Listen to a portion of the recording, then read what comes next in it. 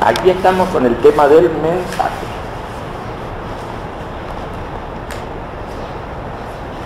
El mensaje no se mueve como una organización. El mensaje no es una organización. El mensaje es difuso. El mensaje es más bien una atmósfera, un humo. Pasa debajo de las puertas. No se abren las puertas para que entre el mensaje. El mensaje es una postura mental. Es una posición frente a las cosas y a la vida. No es un código, no es un reglamento. No es algo que debe seguirse. La palabra debe no funciona en el mensaje. Es la opción espiritual que crea por eso mismo ya problemas. ¿Qué es lo espiritual? ¿Dónde está lo espiritual? Como decía un poeta, Heine, decía, el espíritu. ¿Quién es ese caballero? ¿Dónde está? Lo espiritual algún día lo vamos a descubrir. Es una cierta sustancia psíquica, mental, que trabaja además en un cierto espacio, no en el espacio cotidiano donde nos movemos nosotros. Nosotros nos movemos en un tiempo, podemos decir, las coordenadas que tiene Quito, la latitud, la longitud, hay un cierto espacio. Dentro de Quito hay una calle, acá hay una intersección de dos calles. Estamos en el primer piso de un edificio. Nos movemos en ese espacio y en ese tiempo, a las 5 en punto de la tarde. Nos movemos en ese espacio y en ese tiempo. Cuando hablamos de esta cosa espiritual, hacemos alusión a otro espacio. Un espacio interno que no trabaja con esas categorías. Yo te deseo lo mejor, le dice uno al otro. El otro lo entiende, lo capta, pero ¿cómo te deseo lo mejor? ¿Cómo opera eso? ¿Qué quiere decir? Yo te deseo lo mejor. ¿En qué espacio funciona eso? Alguien se enamora de otra persona. Sí, está bien, caminan juntos. Caminan juntos, pero caminan en el aire. En otro espacio. Se miran. Siempre se han visto la cara. Pero ahora se miran como si estuvieran fascinados. ¿Qué forma es esa de ver las cosas? Es que no es una cosa, es otra persona que le sirve a esta de complemento. Estas son realidades también. Estas son realidades que tienen que ver con la estructura de la conciencia inspirada. Es la que trabaja en la inspiración de la conciencia. La conciencia se inspira por muchas cosas. Se inspira por el amor. Se inspira a veces por determinadas tragedias. Cosas muy graves que pasan y que llevan a la gente a que reflexione profundamente y se salga de lo cotidiano y empiece a pensar en el sentido que tiene su vida, la dirección que lleva su vida, de dónde viene su vida, a dónde va su vida, qué significa esa tragedia que ha sufrido esa persona. Son espacios diferentes, no son espacios completos. Son los espacios de la religiosidad. La religiosidad que está tan mal vista últimamente. Mejor dicho, que estaba tan mal vista porque las cosas están cambiando mucho en el mundo. Hace 30 años, 40 años, uno escuchaba esa palabra, religiosidad, y se le paraban los pelos. Había una censura enorme. Hoy la cosa está cambiando. Pero por ese descuido que hemos tenido con esos términos y con esas cosas, hemos dejado libre el terreno a traducciones muy peligrosas de la religiosidad. No es tan misterioso esto que digo. Pero observen, miren cómo aparecen manifestaciones crecientes de religiosidad, de signos muy destructivos, porque también la religiosidad puede traducirse en signos muy destructivos. Pueden equivocarse los conjuntos humanos, como nos equivocamos en la vida cotidiana, pueden equivocarse mucho y creer que esa religiosidad debe ser observada por todas las personas y que esa religiosidad no puede ser discutida y que esa religiosidad se debe imponer a sangre y fuego. Nosotros hemos descuidado esas reflexiones, esa forma de ver el mundo, hemos descuidado el sentido de la religiosidad. Y en ese vacío, en esa censura que hemos hecho en nosotros mismos, ahí han crecido y se han alimentado expresiones violentas de la religiosidad. Y esas expresiones violentas de la religiosidad están cubriendo hoy el mundo. Me mira como si no supiera del diablo. Pero en verdad, están ocurriendo fenómenos muy desafortunados. ¿Qué va a pasar mañana si ese tipo de fuerzas van creciendo? Si empiezan a agredirse entre sí. Las religiones que más o menos convivían, más o menos, y empieza cada una a radicalizarse, a ponerse en pie, a expandirse en territorios, a no tolerar a los demás. Creo que va a haber problemas y da la impresión de que eso estuviera en marcha. No sé cómo será el grado de información que tenemos de estas cosas, pero yo les pido que se fijen qué va pasando con las distintas expresiones religiosas en distintas partes del mundo. Los representantes, las jerarquías de las distintas religiones pueden no responder efectivamente a la esencia de dichas religiones. Como de costumbre, los problemas no lo hacen los dioses, lo hacemos nosotros. Los hacen las jerarquías de los distintos sistemas religiosos. En una época tan alterada como la que vivimos, en una época tan sometida a presiones, con tanta desgracia, tanta opresión, tanto atropello, la gente se empiezan a tomar posturas duras y los dirigentes de determinadas religiones aprovechan esa situación para catapultar la disconformidad de la gente, la zozobra de la gente. Entonces empieza a generarse un círculo vicioso. Al final nadie se sabe quién empezó esta gracia, pero es la situación general la que va a impulsar. Bueno, pero no vamos a hacer sociología de la religión, ni historia de esa cosa. Simplemente es bueno advertir que el tema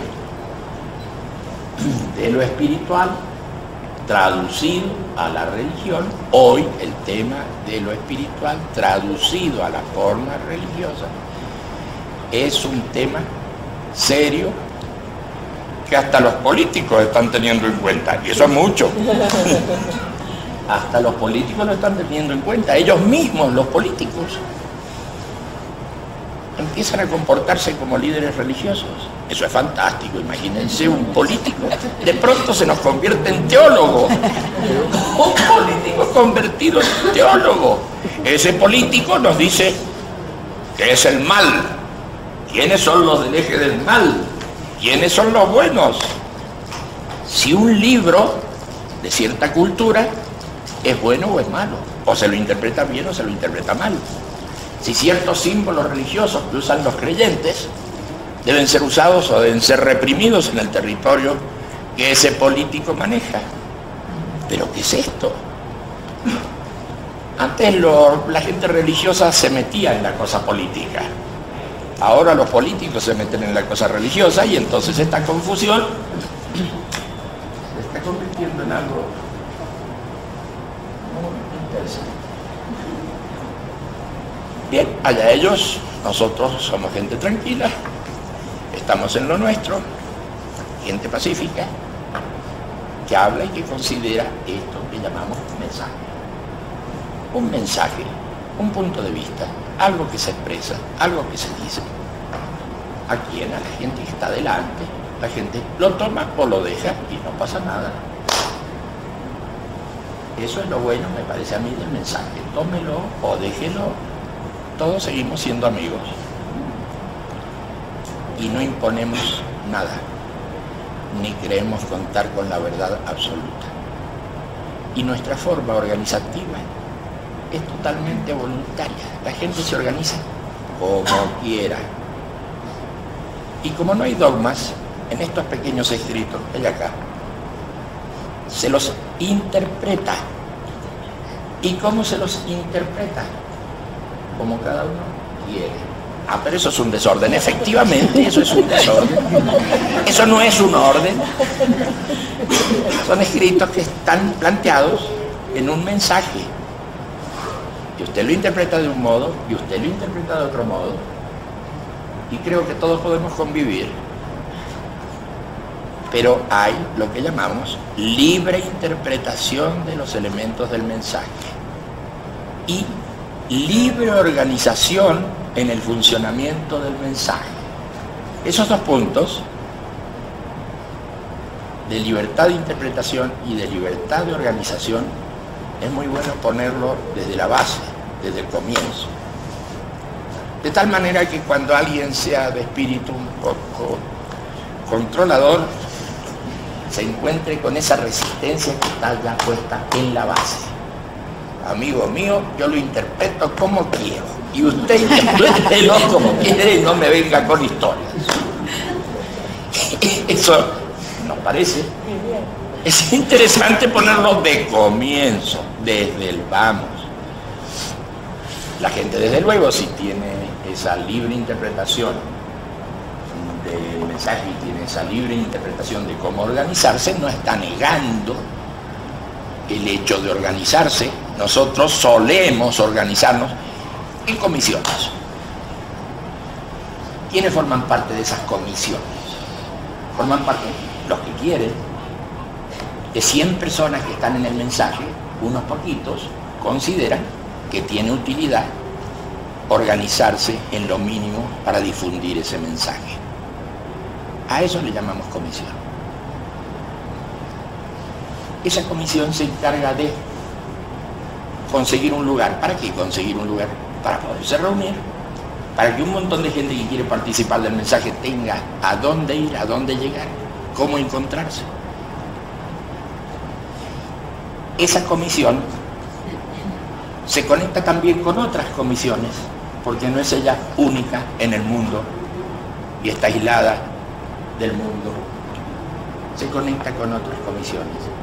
Y en esa cosa tan simple de comisiones que se conectan entre sí y que tienen sus salitas, sus pequeñas salas, esas salas que les presta algún pariente, esas salas que consiguen prestadas por algún amigo, esas salas que alquilan en otros casos, esas salas que construyen en lugares lejanos donde unos tienen unos adobes, unos ladrillos, otros tienen chapas para poner el techo, en lugares alejados de las ciudades. Ahí se van levantando salitas del mensaje en distintos países, según las cosas que nos cuentan nuestros amigos, según las fotografías que recibimos, según lo que vamos viendo, aparecen las salitas. ¿Quiénes hacen esas salitas? Las hace la gente que está en el mensaje, y lo hacen gracias al funcionamiento de esa comisión. Esa comisión lo llama.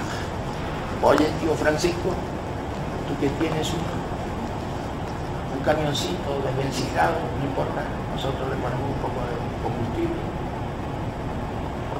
y vamos a pasar por la casa de otro amigo, están las chapas, y lo vamos a llevar al lugar que hemos conseguido para levantar esa pequeña edificación del mensaje. Aparte de esas salitas, que son lugares, son puntos fijos, son referencias en el espacio. Son lugares que uno puede ubicar en su cabeza, saber dónde están. Aparte de esas salitas, existen lo que llamamos salas. Ya son más grandes. Ya son más grandes. Claro, y las salas son lugares a donde puede ir la gente a reunirse, a conversar, a intercambiar, a hacer sus experiencias,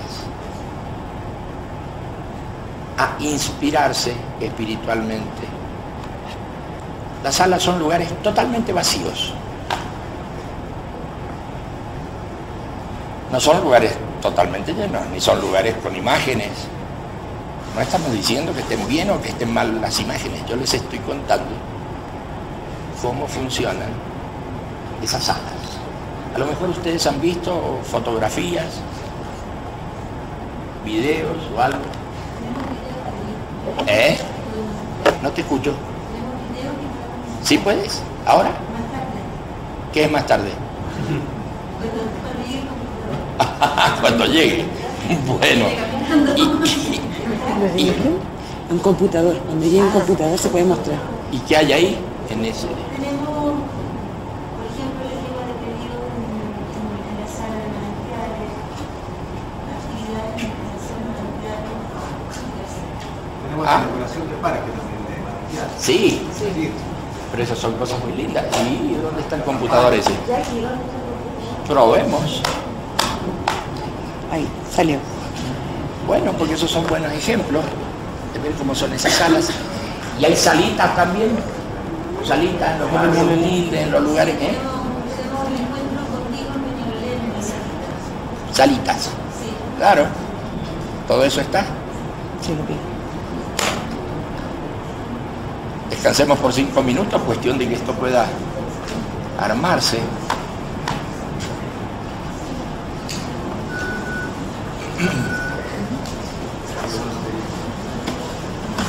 Tenemos 5 minutos para que lo aplicamos. La transmisión son esa libre interpretación y esa libre organización, esa forma de hacer las cosas como a uno le resulta bien.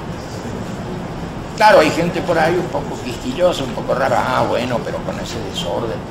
Hay gente que puede hacer cosas peligrosas, que cosas peligrosas no suceden en la vida diaria de continuo.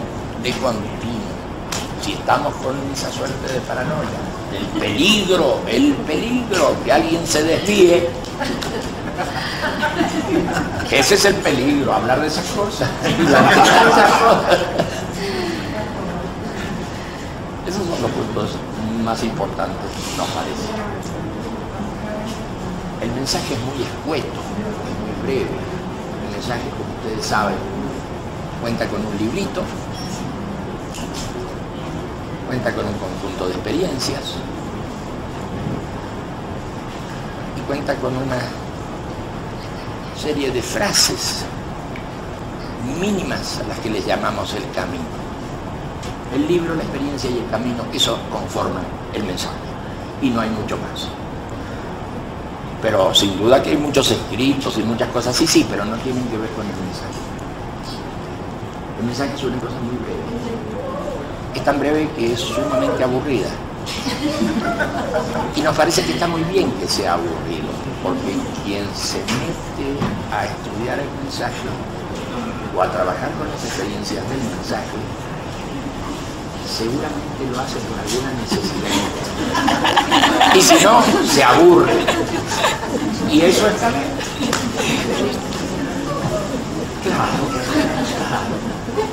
Claro. Esa es la gracia del mensaje. Quien se pone a realizar sus experiencias y a estudiar el librito, quien se pone a seguir los pasos que se plantean en el mensaje, lo hace porque en él brota algún tipo de necesidad. De manera que invitar al mensaje a alguien que no experimenta esa necesidad y demás es invitar a alguien a que se aburra. Claro, no le pasa nada grave, pero no es muy constructivo que digamos. no le sirve de nada. Invitamos al mensaje generalmente a la gente que nos pregunta cosas. Nosotros no vamos a mortificar a la gente en la vía pública para venir al mensaje. No funciona así eso. Pero sí funciona con las preguntas del otro. Hoy mismo, esta mañana, alguien me dijo, bueno, yo tengo un serio problema. Bueno, yo tengo el serio problema de que no tengo fe. ¿Fe en qué?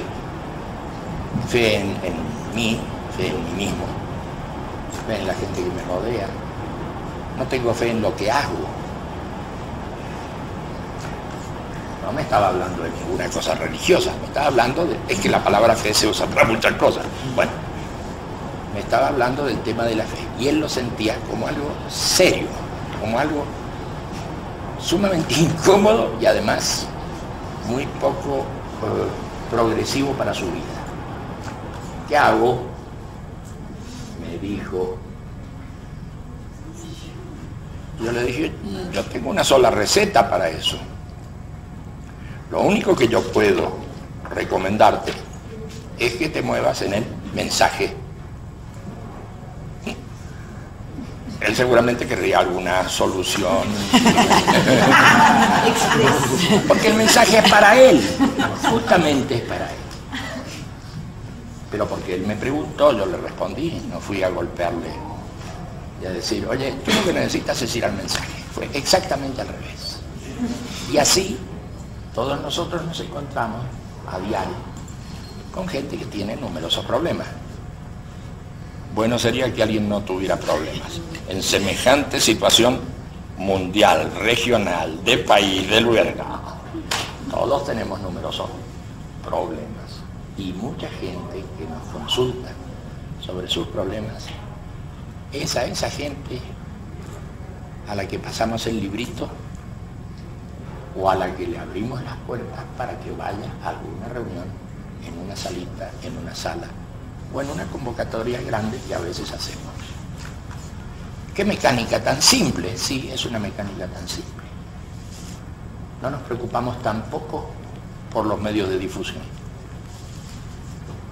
Es más, rehusamos al periodismo. Yaro, ¿de dónde sales? No es Yaro, pero es parecido. Bueno, muy bien. No tenemos contacto con el periodismo y todo aquello porque ¿qué podemos decirle? Pero a veces, sin embargo, son los medios de difusión los que vienen a nosotros. Es el periodismo el que viene a nosotros. Entonces sí te podemos contar nuestra versión. No es que los estemos buscando. De ninguna manera estamos buscando los medios de difusión, estamos buscando los periodistas. Nos limitamos a nuestra acción, a desarrollar nuestro trabajo y que ellos digan lo que les gusta. Pero realmente dicen cosas muy desfavorables. Está bien. Ellos verán. Así que es una mecánica simple también la de contacto con alguien que nos consulta. Y a ese alguien le recomendamos el mensaje y si tenemos el material se lo pasamos. Pues no andamos mortificando a la gente con el mensaje. No estamos haciendo propaganda del mensaje, sino respondiendo a la gente que nos consulta. A veces lo hacen de un modo especial. Por ejemplo, hay algunos que no nos consultan sobre un problema, sino que nos piden, ustedes que hacen cosas, ¿por qué no piden por mí? O por mi madre, o por un pariente. ¿Por qué no? Claro que sí. Y entonces pedimos profundamente, y con muy buena intención, por ese que a su vez nos pide a nosotros que lo hagamos. Pues es otra forma de contacto. No nos vienen en consulta, nos vienen a decir que hagamos cosas. Que pidamos por un familiar, que pidamos por él mismo. a veces alguno nos dice que murió un familiar, que quisiera que nosotros acudiéramos a esa circunstancia desafortunada, que estuviéramos presentes, que dijéramos algunas palabras inspiradoras para la gente, porque toda esa familia está destrozada por la situación. Toda esa familia se encuentra muy desolada. Y entonces nos piden que vayamos allá y digamos algunas palabras en esa circunstancia. Y lo hacemos, porque es una de nuestras experiencias. Y en esa experiencia decimos cosas muy poco aceptables desde el punto de vista convencional. Decimos, este cuerpo que está ahí ya no nos escucha, ya no nos oye. Su principio vital, su vida, está en otra parte. Así que no tanta tristeza. Bueno, en fin, hay justamente una experiencia dedicada a eso. Pero les cuento que también hay gente que se acerca a nosotros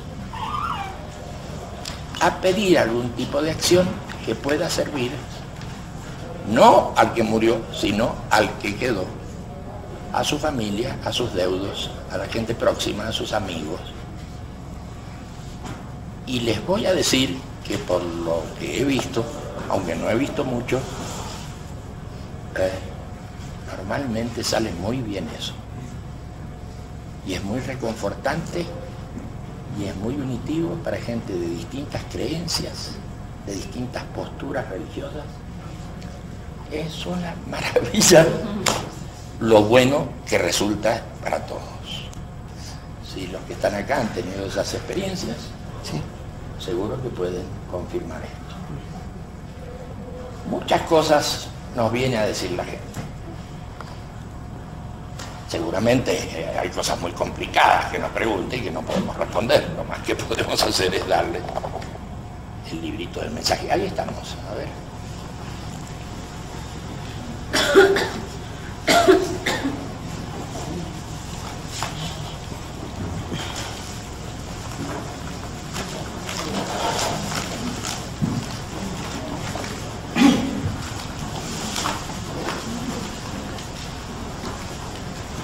En distintos continentes, y ahí van, las están poniendo en pie. ¿Quiénes las están poniendo en pie? Esos pequeños grupos de personas con esas comisiones.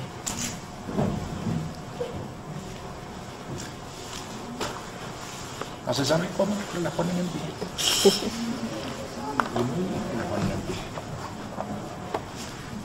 Son lugares muy buenos de, como les decía antes, lugares de meditación, lugares de reflexión, lugares donde la gente se encuentra y va de vez en cuando a hacer sus experiencias que le resultan inspiradoras. Es como si se metieran en una especie de reactor, se fortalecieran, como si cobraran fuerza. Ahí se realizan las experiencias de la fuerza, a la que somos nosotros tan afectos. Y cuando hay mucha gente realizando esas experiencias, eso se siente más fuerte, se siente con más intensidad. Ahora mismo, si quieren ustedes, para matizar nuestras reuniones, y esta reunión en particular, podemos hacer una experiencia de la fuerza. Les voy a decir un truquito para que la experiencia de la fuerza sea realmente profunda y no simplemente intelectual o superficial. Es necesario que la postura mental, la posición de uno tenga una carga afectiva importante. No es cuestión de sentarse y decir vamos a hacer una experiencia de la fuerza, no. El tema es que hay que ponerse en una disposición afectiva, sin tenerle miedo a lo afectivo. Una disposición afectiva importante. Esperar el funcionamiento de la fuerza con una cosa muy positiva muy esperanzadora. Ahí estamos en una cosa. A ver, media vuelta. Y en el 2004, la celebración que iba a tomar periodicidad anual se realizó en un solo punto geográfico.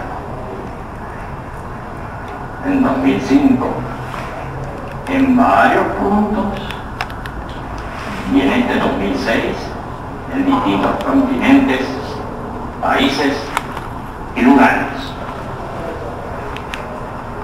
Así resumimos la historia de estos actos públicos.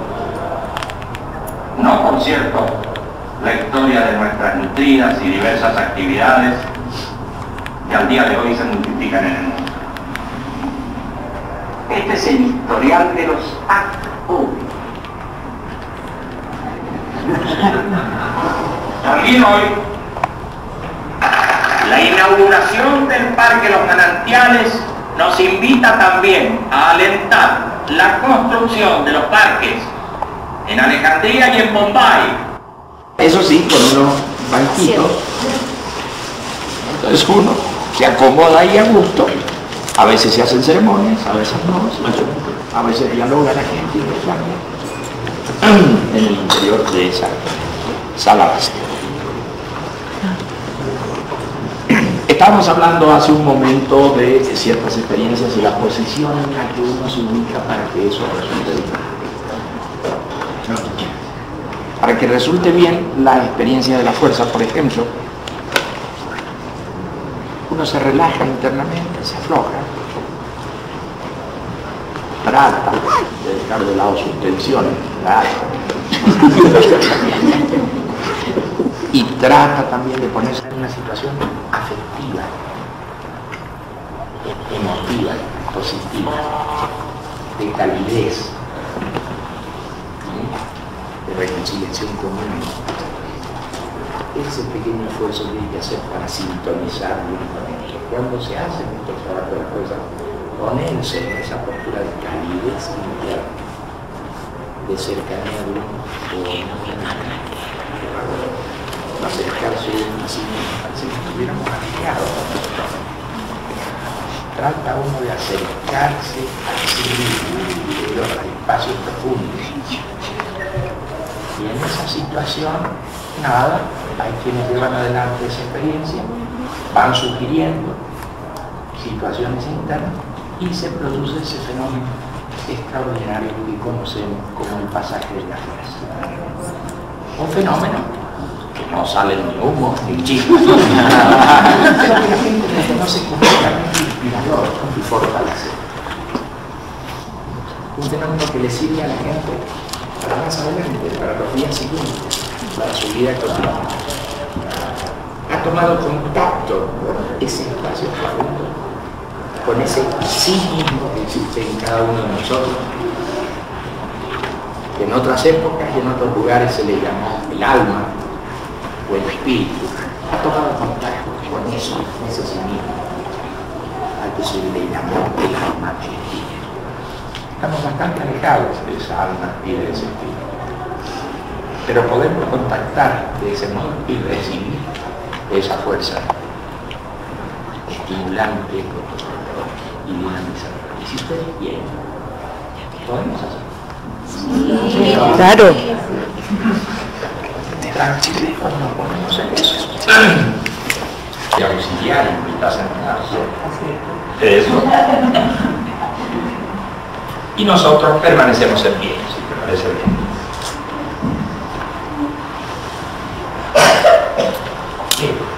Sería muy bueno si pudiéramos sintonizarnos con nosotros mismos. Esa sensación de conectarnos con nosotros, en la intimidad,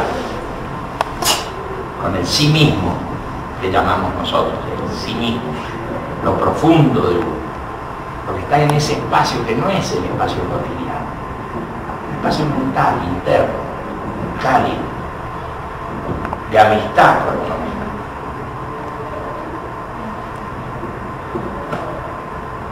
Y decimos, mi mente está inquieta. Mi mente está Mi corazón sobresaltado. Mi cuerpo tenso. Afloja. Mi cuerpo, mi corazón y mi mente.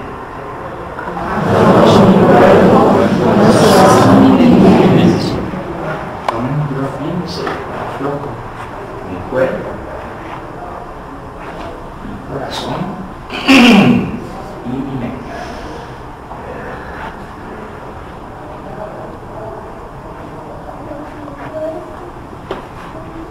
Si quieres recibir la fuerza, debes comprender que en el momento de la imposición comenzarás a experimentar nuevas sensaciones. Percibirás ondulaciones progresivas y brotarán emociones y recuerdos, y recuerdos positivos. Cuando eso ocurra, deja que se produzca el pasaje de la fuerza vibratoria. Estamos dando indicadores de que comenzarán a producirse ondulaciones progresivas, a veces imágenes positivas, sensaciones y sentimientos positivos. Cuando eso ocurre, déjalo que vaya. Déjalo y no fuerces nada. Deja que la fuerza se manifieste en ti y no impida que ella obre por sí sola. No fuerces nada. Déjala operar solita. Que ella opere por sí misma. Siente la fuerza y su luminosidad interna. Déjala que se manifieste libremente.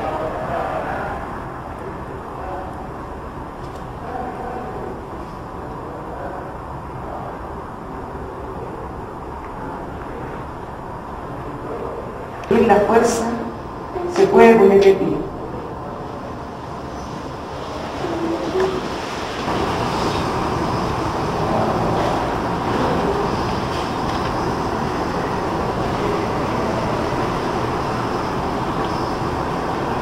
Siente la fuerza y su luminosidad interna.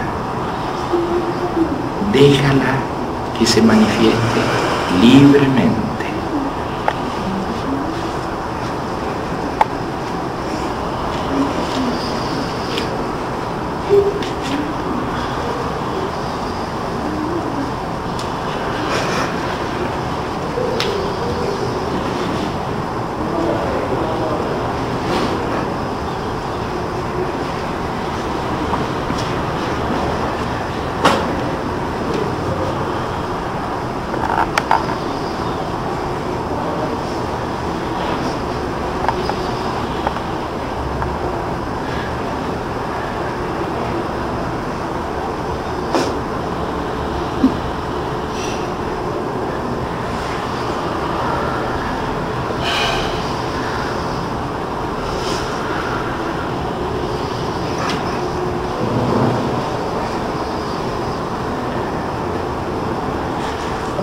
Con esta fuerza que hemos recibido, concentremos la mente en el cumplimiento de aquello que necesitamos realmente. Con esta fuerza que hemos recibido, concentremos la mente en el cumplimiento de aquello que necesitamos realmente. Necesitamos determinadas cosas, unas son más importantes que otras. Busquemos qué es lo que necesitamos realmente, en profundidad. Concentremos la mente en eso que necesitamos realmente, en lo bueno para nosotros.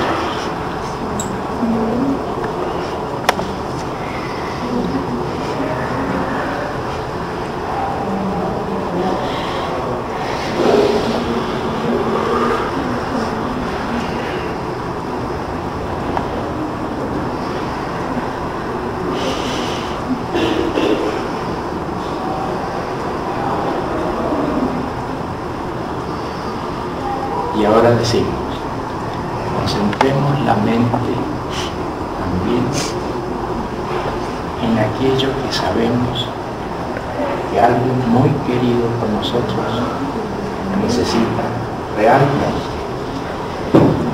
Concentremos la mente en esos seres queridos de los que sabemos que tienen necesidades muy profundas. Concentremos la mente en que vaya hacia ellos esa oleada positiva en la que reconozcan también lo que necesitan profundamente.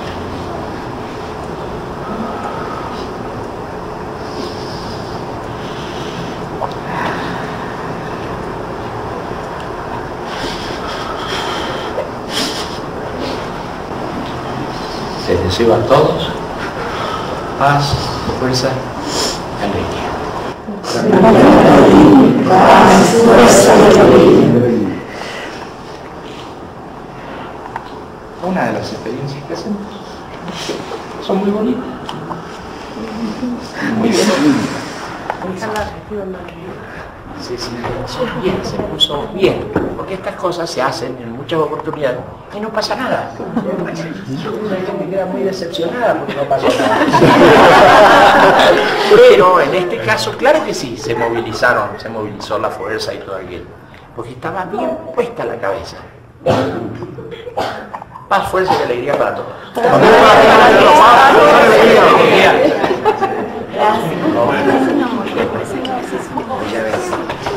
Gracias.